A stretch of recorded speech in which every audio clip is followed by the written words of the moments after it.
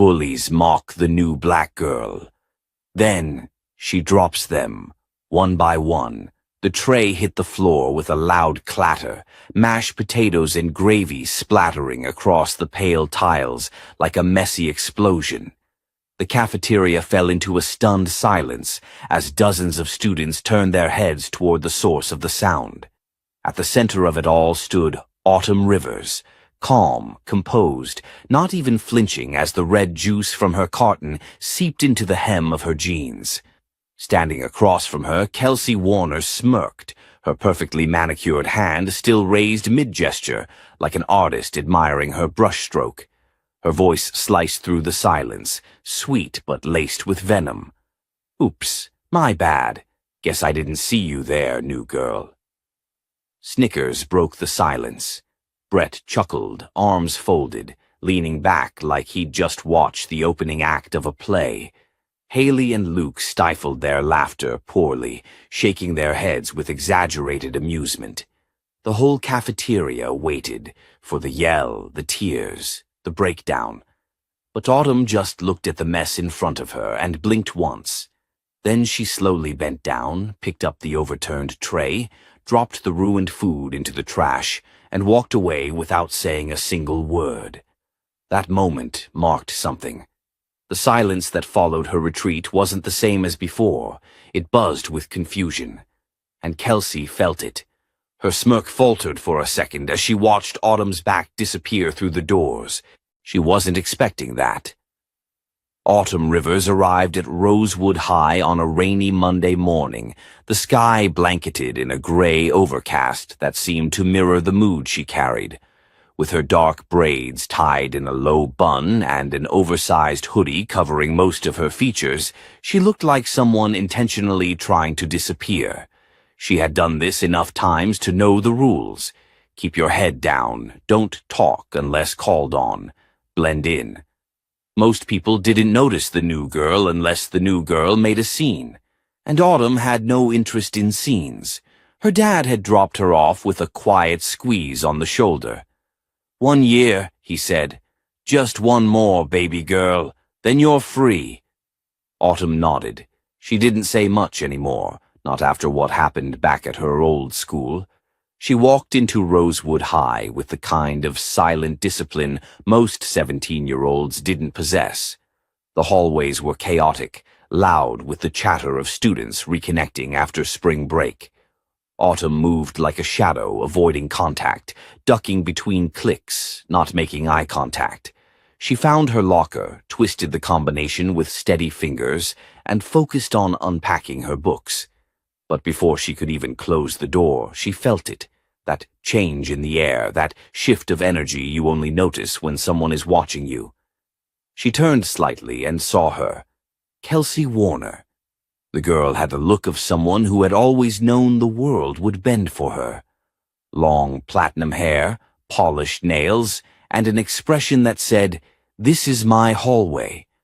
Flanking her were Brett, her golden boy brother, football captain, and Haley, her second-in-command with perfectly curled lashes and a sharp tongue. Kelsey's eyes scanned Autumn like she was a science project, and Autumn held her gaze for a split second too long. Just enough to challenge her. Just enough to be marked. Later that morning, the whispers began. Nothing direct. Just the kind of passive-aggressive chatter that buzzed through a high school faster than a fire drill. "She's from Chicago, right? You think she transferred because she got kicked out? She doesn't talk. Weird. What's with the hoodie? Is she hiding something?" Autumn ignored them all. That was her rule. Her shield. Words didn't hurt if you didn't let them in. She'd learned that the hard way. But silence, it turned out, wasn't protection. It was bait. By lunch, the whispers had evolved. A strategically placed shoulder bump here, a nudge in the hallway there. Students testing her reaction. When she gave them nothing, Kelsey escalated, and now the cafeteria floor was sticky with gravy and grape juice, and the girl they had all expected to crumble had simply walked away. After lunch, Autumn found a spot near the back of the library, a little window seat that barely anyone noticed. She pulled out a battered notebook and started sketching, eyes drifting out toward the cloudy sky.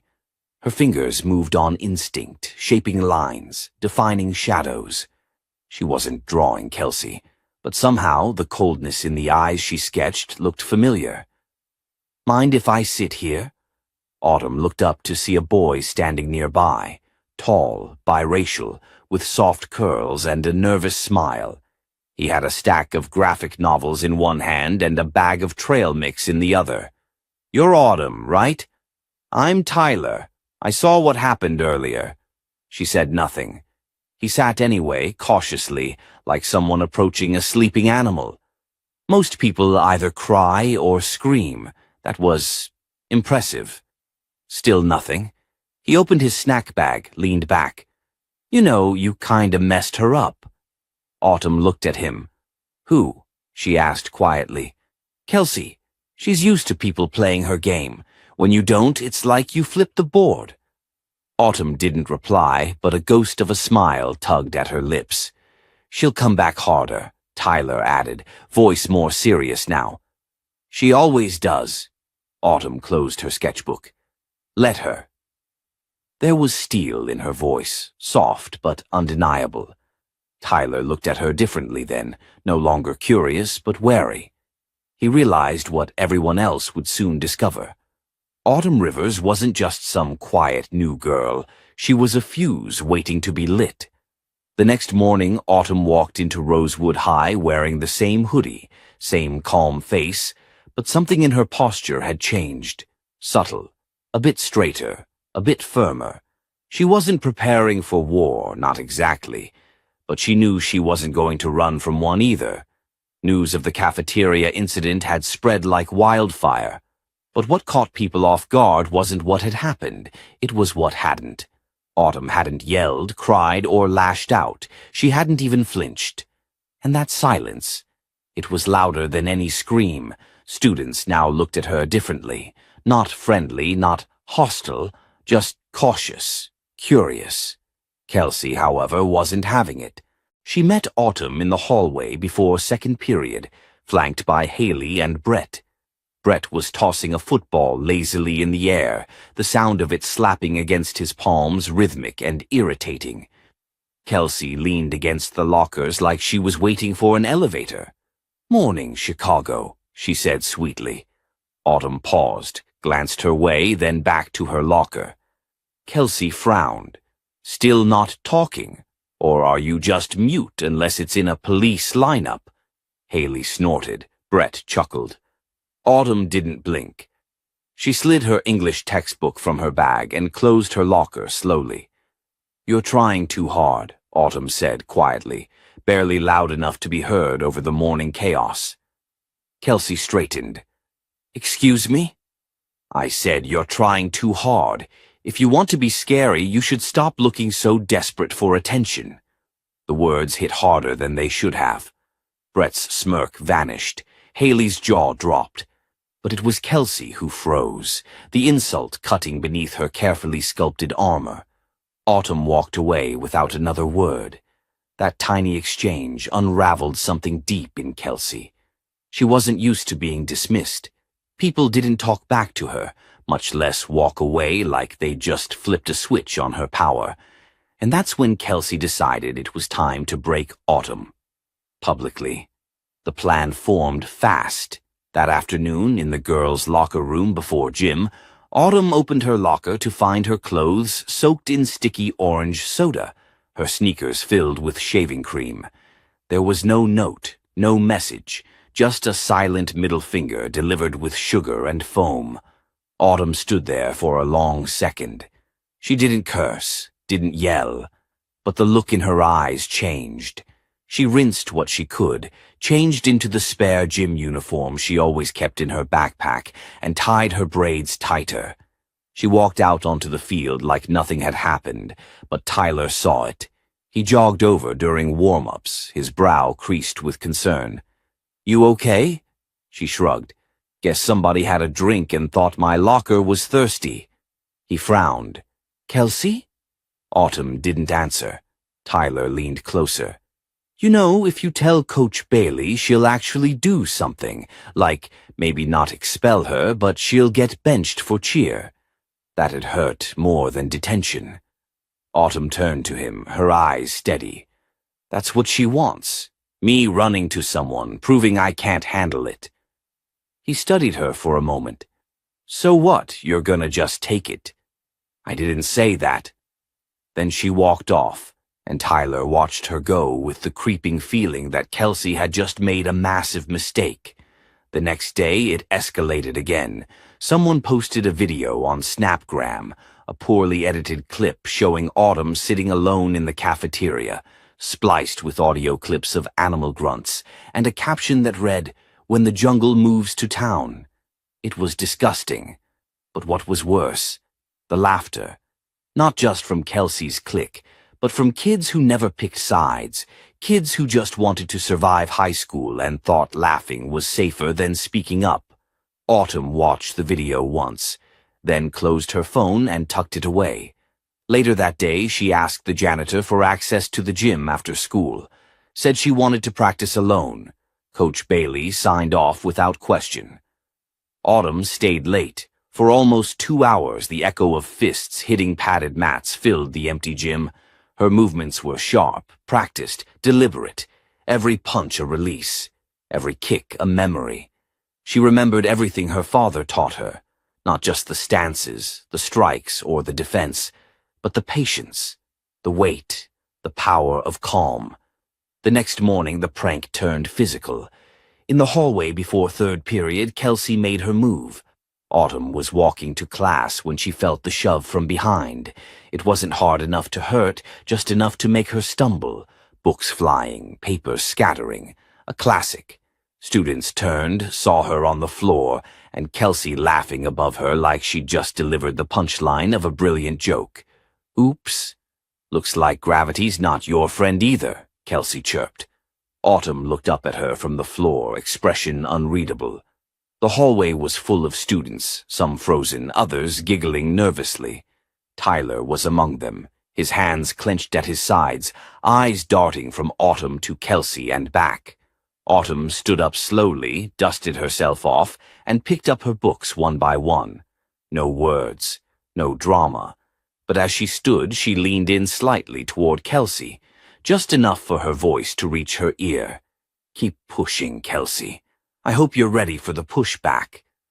Kelsey's smile twitched, because for the first time she heard it. Not silence, not submission, but a promise. And for a split second she wasn't sure whether she was the one in control anymore. Autumn didn't need to say another word.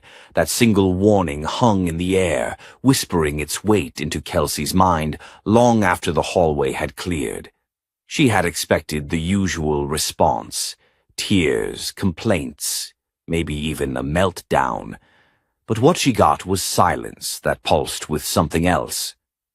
That afternoon, Kelsey stood by the vending machines with Haley and Brett, scrolling through Snapgram like nothing had happened.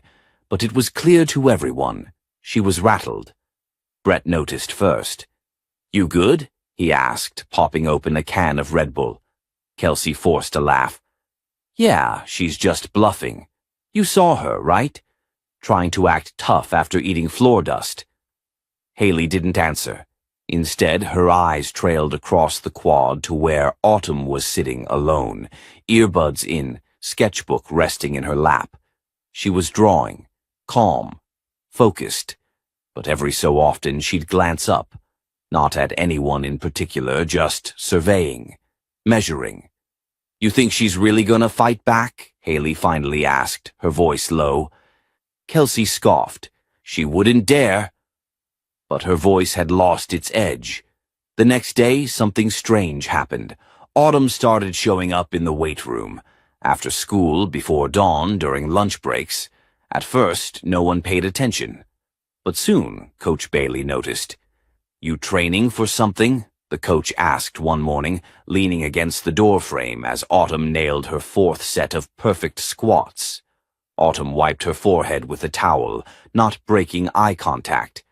I'm just making sure no one mistakes silence for weakness." Coach didn't press, just gave a single nod and walked off. It wasn't long before Tyler found out. He stopped her in the parking lot later that week, leaning on his car like he'd been waiting. "I heard you've been hitting the gym harder than anyone on the football team." Autumn kept walking, but her pace slowed. "Not trying to impress anyone." "Didn't say you were," he replied, "but people are talking." "Let them." He jogged up beside her. "Look, I'm not saying what Kelsey did was right. You should have put her in her place that first day, but you didn't. And now she thinks she can go all the way." Autumn stopped. "You think I don't know that? I think you've got a plan. And honestly, I'm not sure if that scares me or impresses me." She finally cracked a smile. "Barely. Maybe both." Later that afternoon, the real shift began. In history class, Mr. Perkins had just turned to write on the whiteboard when someone's phone blared a loud, obnoxious jungle sound. Everyone turned. Brett sat in the corner, laughing, his phone clearly the culprit. But then Autumn rose from her seat. Without a word, she walked over, picked up Brett's phone, turned off the audio, and set it back in front of him like a bomb about to explode. "Play that again," she said softly, "and you'll find out what it really sounds like when you're humbled." The class froze. Brett blinked. He opened his mouth and closed it again. Mr. Perkins turned back around. "Everything all right back there?" Autumn turned, her expression calm. "Just a misunderstanding." She sat down, and something fundamental shifted in that room. After class, Haley cornered Kelsey in the hallway. "She's not afraid of you anymore." "She never was," Kelsey muttered. Haley hesitated. "Then maybe you should stop before she proves it." But it was too late for that. Pride had already set its roots too deep in Kelsey's chest. The next day in gym, the final push came. Coach Bailey announced a special demonstration day, mixed martial arts, self-defense techniques, taught by a guest instructor. Kelsey rolled her eyes. Great, as if gym wasn't already useless. When the instructor arrived, Autumn stood up from the back row. The class turned. Kelsey stared. It was Autumn's father. Tall, built, disciplined aura like he could break a brick wall with a stare. Marcus Jordan, former Navy SEAL, MMA coach, featured in 3 Sports Illustrated articles. "Today," he said, scanning the room, "we're going to learn the difference between aggression and control." And then he called Autumn up. "What's happening?" Brett whispered to Haley, who had gone pale. Kelsey crossed her arms, trying to look unimpressed. Autumn took center mat. Calm, balanced, her father gave a nod, and she demonstrated every move with precision and fluidity, evasive maneuvers, grapples, takedowns, all delivered with elegance and control. The class watched in stunned silence. Then came the moment. "We need a volunteer," Marcus said. No one moved. "Don't all raise your hands at once," Kelsey stood. "I'll go." Autumn's eyes flicked to her, unreadable. Her father raised an eyebrow, but said nothing. They faced off. "Remember," Marcus said, "we're demonstrating form, not trying to win." Kelsey smirked. "No promises." The second the demo began, Kelsey lunged. Too fast, too aggressive. Autumn sidestepped, grabbed her wrist, spun her around, and brought her to the mat in a clean, controlled motion. Kelsey gasped. The room erupted into murmurs. Marcus looked pleased. "Good control, Autumn." Kelsey scrambled to her feet, face red. "You got lucky." Autumn smiled gently. "You should stop mistaking technique for luck." And walked off the mat. The gym fell into silence again. But this time it wasn't discomfort. It was realization. Autumn wasn't just the quiet girl anymore. She was the storm they hadn't seen coming. The whispers didn't die down after gym class. If anything, they spread like wildfire. By lunch, Autumn Jordan had become the subject of every hallway rumor, every text thread, and every curious stare. But she didn't seem fazed. She still moved through the school with that same quiet confidence, head high, eyes calm, posture unshaken. But Kelsey Cross? She wasn't used to being invisible.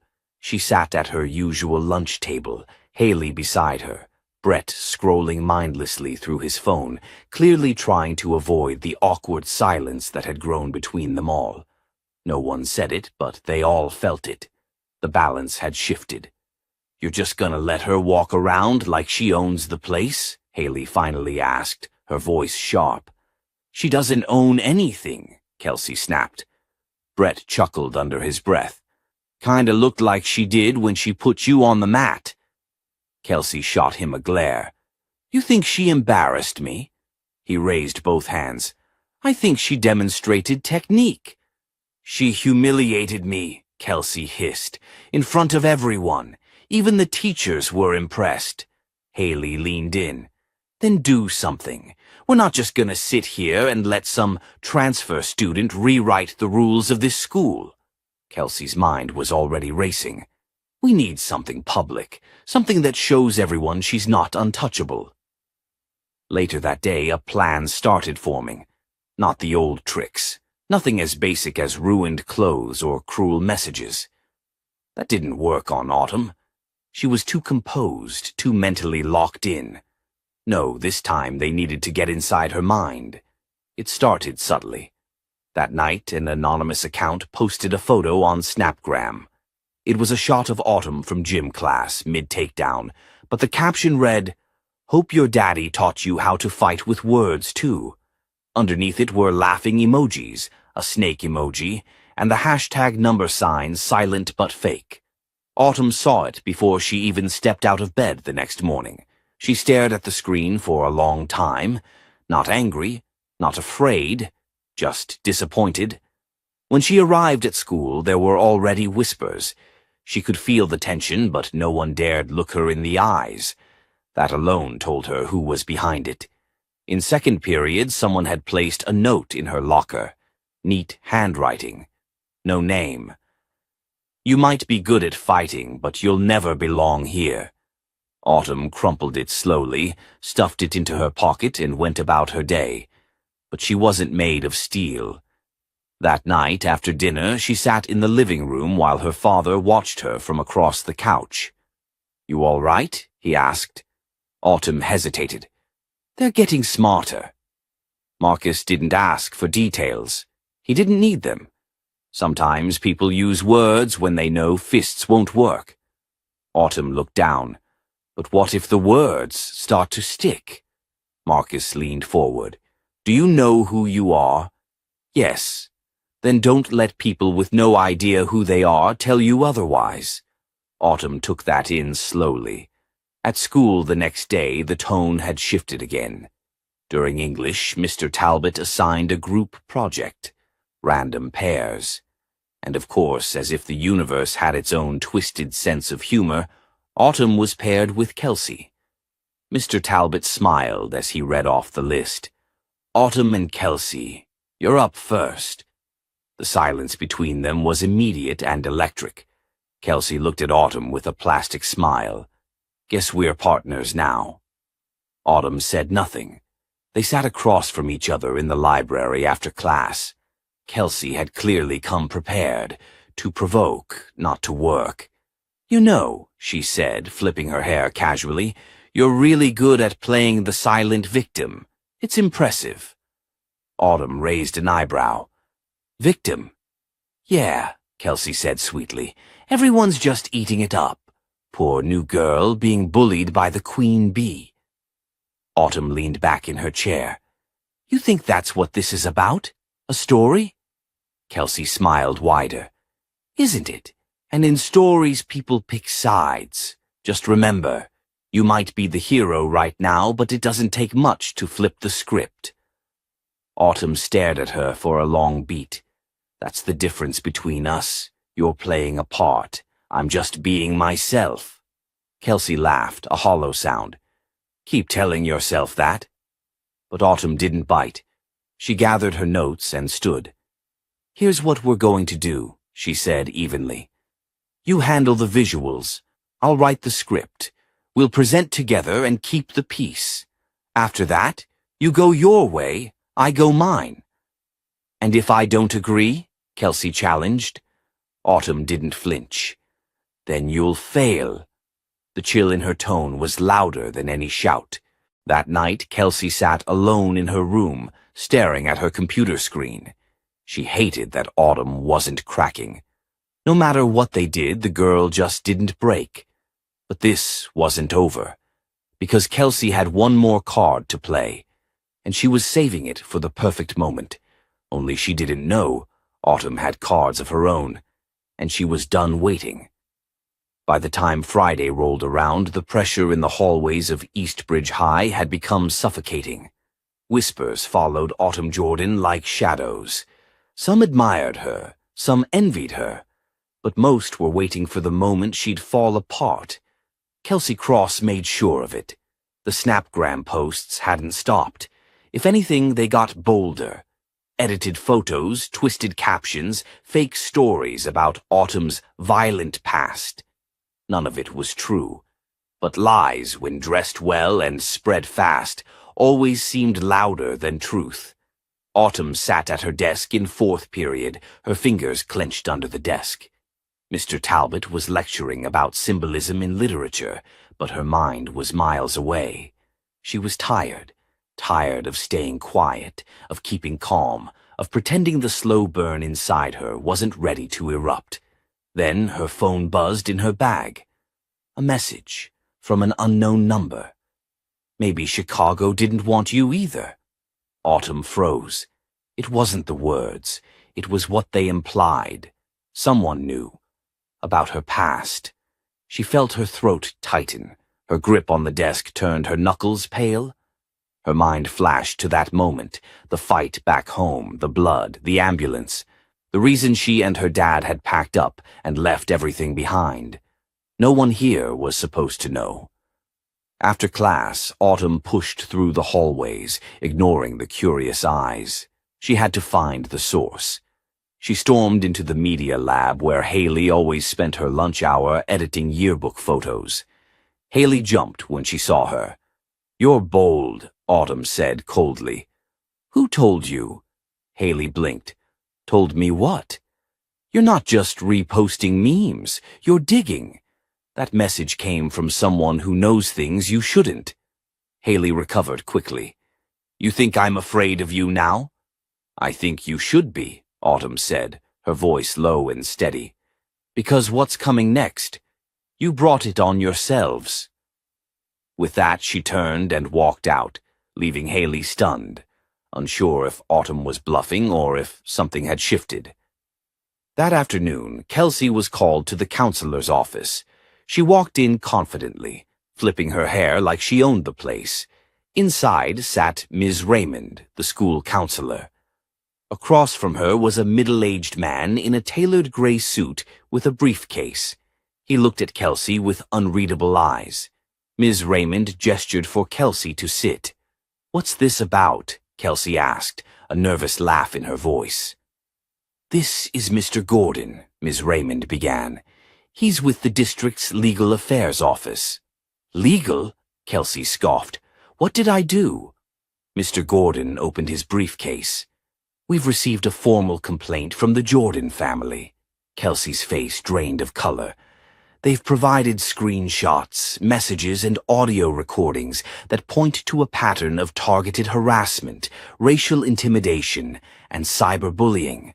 Some of it goes beyond school jurisdiction." Ms. Raymond leaned in gently.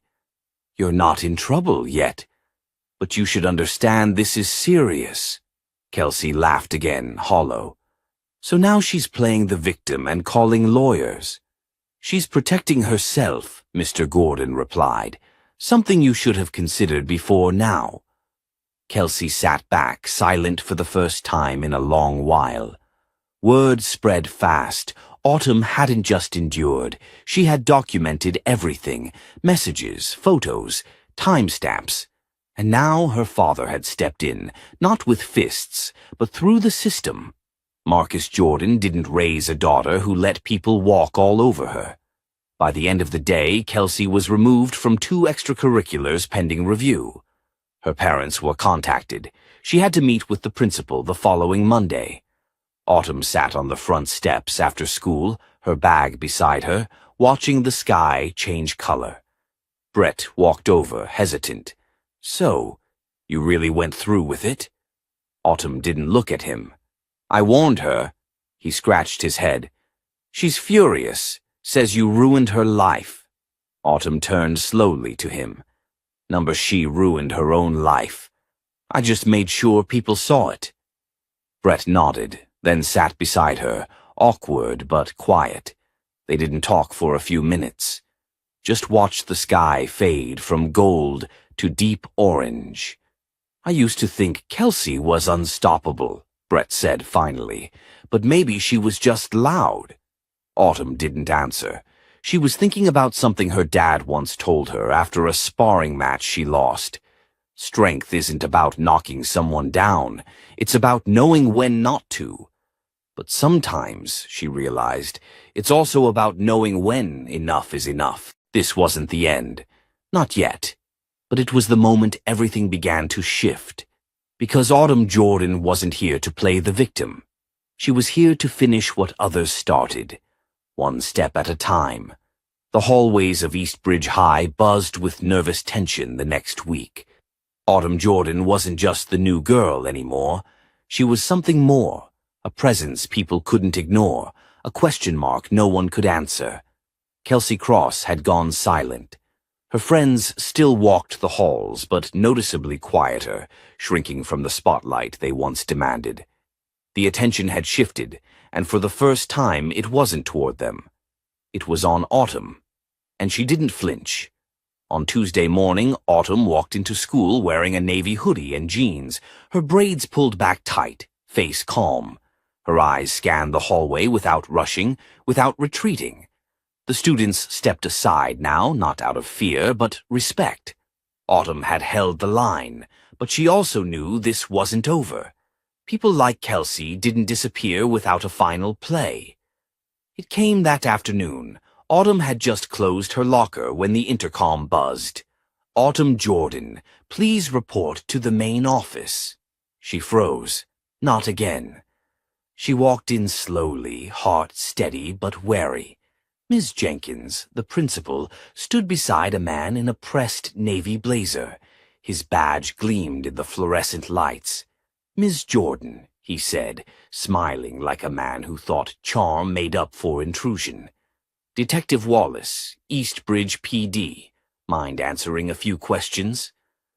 Autumn stayed quiet, glancing at Ms. Jenkins. "You're not in any trouble," the principal said quickly, "but there's been an incident." Detective Wallace motioned toward the small conference room. Inside, Autumn sat across from him. He pulled out a printed page and slid it across the table. A screenshot. It was a threatening message, one that seemed to come from Autumn's phone. Her heart dropped. "This was forwarded anonymously to the district this morning," Wallace said.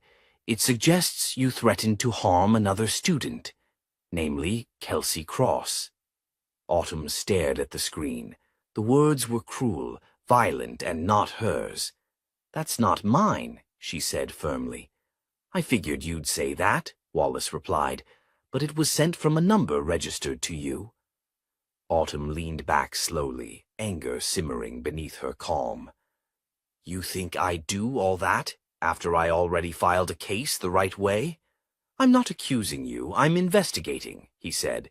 "But if it's not you, someone went to a lot of trouble." Autumn inhaled. Her father had warned her. When you corner people used to power, they'll do anything to protect it. She gave Wallace a steady look. "I want to file a report for identity theft, harassment, and defamation." He blinked, then nodded slowly. After he left, Ms. Jenkins stepped in, lowering her voice. "Autumn, I believe you. But this is going to get messy. Some parents are already talking." "Let them," Autumn said. I'm not hiding anymore." Later that day, Autumn called her dad from the bleachers. The wind tugged at her hoodie as she explained what happened. Marcus didn't panic. He listened carefully, then said, "You know what to do." She did. That night, she opened her laptop and pulled up the school's anonymous complaint portal. But instead of sending another note, she uploaded a file, a screen recording. It showed the original threatening message, then a trace through the phone records. An app was used to spoof her number. The app account registered to Haley Sims, attached to her student email. The next morning, Haley was pulled from class. The lie unraveled fast. Haley broke under pressure, confessing she helped Kelsey set up the whole thing. They thought if Autumn was seen as aggressive or violent, the school and community would turn on her, make her disappear. But Autumn didn't disappear. They did. Haley was suspended for 2 weeks, stripped of her yearbook position, and removed from student council. Kelsey, things got worse. Her parents were called in. Autumn's father demanded a formal hearing with the school board. The district lawyer now had a full packet of evidence: cyberbullying, impersonation, targeted harassment. Kelsey faced potential expulsion, and the students of Eastbridge, they watched it all unfold, not with pity, with awe, because Autumn hadn't swung a single punch. She dropped them with something even heavier: truth. That afternoon, as Autumn walked through the halls, a student named Amir stopped her. He was quiet, usually kept to himself. "My sister goes through the same stuff. They make her feel like she don't belong," he said softly. "But watching you, it gives me hope." Autumn smiled for the first time in days. "Thanks," she said, "but it's not just about me." Amir nodded. That night, as Autumn stood in front of the bathroom mirror brushing her hair, Marcus knocked on the door. "You handled that like a pro," he said. She looked at her reflection, still a little stunned by how far she'd come. "I didn't win yet," she replied. "No," Marcus said, "but you showed them something they'll never forget." Autumn nodded slowly, her voice barely above a whisper. "I showed them who I really am." Autumn had faced worse. That's what she kept telling herself. But as she sat outside the district's disciplinary hearing room with her father, the weight in her chest wouldn't let up. Her fingers tapped anxiously against her knee while Marcus remained calm, his hand resting on her shoulder. Inside, the room buzzed with low murmurs: school board members, lawyers, parents, and the principal. The hearing had been expedited due to the nature of the charges. The case wasn't just about bullying anymore. It was about defamation, cybercrime, and the system's role in allowing it to spiral. "Just breathe, Autumn," Marcus said gently. "You already did what most adults wouldn't have had the guts to do." She nodded, but her jaw stayed tight. "It's not over yet. Exactly why we're here." When the door opened, Autumn and Marcus stood and stepped inside. Across the room sat Kelsey and her parents, Dr. Thomas and Marianne Cross. He was a prominent dentist in the county. She ran a foundation that hosted charity luncheons and shook hands with senators. Both of them wore tight-lipped smiles that didn't reach their eyes. Kelsey looked smaller than usual, dressed in a simple navy dress, her hair tucked behind her ears. Her eyes met Autumn's for a fleeting second and quickly dropped. Superintendent Dale began the proceedings, her voice sharp and efficient. "Today's hearing concerns a formal complaint filed by Autumn Jordan regarding a pattern of harassment, defamation, and targeted cyberbullying. Ms. Jordan, Mr. Jordan, thank you for being here." Autumn nodded and took her seat. The room fell into an uncomfortable quiet as a large screen lit up behind the panel. A slideshow began. Evidence of texts, videos, screen recordings. First, the initial verbal bullying, then the doctored message, and finally, the forensic trace that led back to Haley Sims and indirectly to Kelsey. The most shocking slide was a screenshot from Haley's confession. She had recorded her own voice memo in a panic, desperate to explain she'd been manipulated into helping. The clip played, and Haley's tearful voice filled the room. Kelsey said Autumn needed to be scared off. She said if we made it look like Autumn was violent, no one would believe her anymore. I didn't know it would go this far. I didn't know she'd keep going after that. Marcus leaned forward, watching the board's reaction. One member adjusted his glasses, another frowned and took notes. Dr. Cross stood abruptly. "This is absurd," he said, gesturing to the screen. "You're going to ruin my daughter's future over the word of a scared teenager and a girl who clearly has a chip on her shoulder." Autumn stood too. Calm, clear. "No, sir. You're watching your daughter face the consequences of her choices." His mouth opened, but no words came out. The superintendent raised her hand. "Dr. Cross, please sit down. This is not a courtroom. It's a hearing." Autumn sat again, and for the next hour the truth unraveled fully. Testimonies were read. Teachers shared what they had seen, but failed to stop. And Marcus, when it was his turn, spoke directly to the board. "My daughter didn't come here to make headlines. She came to finish school, quietly. But the school failed to protect her, and when she stood up, the system still questioned her. This hearing isn't just about Kelsey. It's about what kind of place Eastbridge wants to be." The final twist came when Autumn's lawyer, who had joined at the family's request, submitted a petition signed by over 200 students and faculty members. The title read, "We Stand with Autumn." The superintendent stared at the paper for a long moment. When the board returned from deliberation 30 minutes later, the room was thick with silence. "Kelsey Cross," Superintendent Dale began, "the board has decided that your actions constitute severe misconduct. You will be suspended for the remainder of the semester, barred from all extracurricular activities, and placed on behavioral probation for the rest of the academic year." Kelsey's breath caught audibly. Her mother gasped. The superintendent continued, her voice unwavering.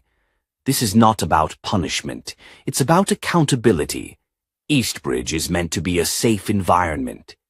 You have undermined that, and there must be consequences." Autumn didn't smile. She didn't need to. Later in the parking lot, Marcus unlocked the car, but Autumn stood still, facing the school one last time.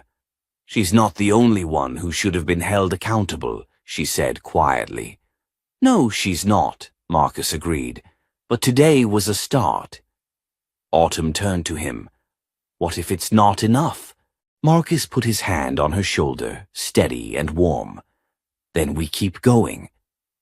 That night, Autumn sat at her desk, writing in a fresh notebook. She didn't write about Kelsey or Haley. She wrote about the kids who watched and stayed silent, about the teachers who hesitated, about the systems that said zero tolerance, but tolerated silence too long. She titled the first page, "What Justice Feels Like When It's Still Fragile." And in that moment, Autumn Jordan wasn't just surviving anymore. She was beginning to build something no one could take away from her. The final bell of the semester rang out like a soft echo of a war finally ended. Autumn walked through the halls of Eastbridge High, her steps steady, her gaze calm. Faces turned toward her, some smiling, some nodding with quiet respect. No more whispers, no more stares laced with malice or doubt. The atmosphere had shifted, not just for her, but for everyone. A new kind of silence lingered in the air, not one born from fear, but reflection. As she passed the main office, she noticed the wall bulletin had changed. The school had created a new policy section labeled Student Protections and Safe Reporting Channels. Beneath it was a quote, stenciled in bold black letters. "It's not enough to survive. We must insist on dignity." Autumn stopped and read it twice. She didn't know who submitted the quote, but it felt like someone somewhere had finally been listening. Outside, her dad was waiting at the curb in his beat-up truck. She opened the door and climbed in, tossing her backpack to the floor with a satisfied thud. "How does it feel?" Marcus asked, one hand resting on the steering wheel. She looked out at the school one last time. "Like I finally exhaled." He smiled. "You didn't just survive them. You changed the whole damn place. I didn't do it alone. You didn't need to. But the way you carried it, that was all you." As they pulled off, Autumn noticed something across the lawn. Kelsey, alone, sitting on the edge of the steps, elbows on her knees, her face unreadable. She wasn't surrounded by her usual entourage. No Brielle, no Haley, no Zach, just her. Their eyes met for a brief second. Autumn didn't smile. She didn't scowl either. She simply nodded, and Kelsey slowly, hesitantly, nodded back. That night, Autumn opened her laptop and clicked on a blank document. She had spent the past few weeks journaling, archiving screenshots, organizing statements. But now she was writing something for a wider audience. The title, "To Every Girl Who's Ever Been Laughed At for Fighting Back." She wrote about what it meant to be targeted, to be silenced, to be underestimated. She shared the painful parts, the rage she carried, the exhaustion, the restraint. And then she wrote about finding power, not through revenge, but through truth, through standing up, through refusing to be erased. She didn't name names. She didn't need to. The post went live the next morning. By afternoon, it had over 20,000 views. Messages flooded in from other students, some at Eastbridge, others from across the country. A girl in Michigan said she'd finally reported the classmate who kept cornering her by the lockers. A boy in Texas said he used to laugh along, but after reading Autumn's words, he realized what silence costs. By the end of the week, Autumn had been invited to speak at a local education board forum. She accepted, but before that she sat with her dad on their porch, the late spring breeze rolling in. He brought her a mug of tea and settled into the chair beside her. "You sure you're ready for this next step?" he asked. Autumn glanced up from her notebook. "I wasn't ready for any of it. But I did it anyway." He grinned. "That's my girl." Later that night, as she reviewed her speech, Autumn wrote her final line in all caps.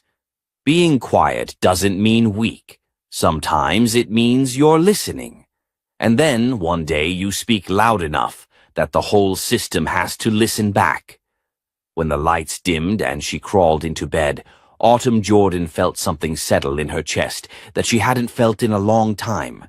Peace and strength that didn't need a stage to be real. If Autumn's story moved you, inspired you, or made you think about power, silence, and justice in a new way, help us keep these voices alive. Like this video, share it with someone who needs to hear it, and don't forget to subscribe. Because stories like this aren't just entertainment. They're reminders that standing up even when you're alone can change everything.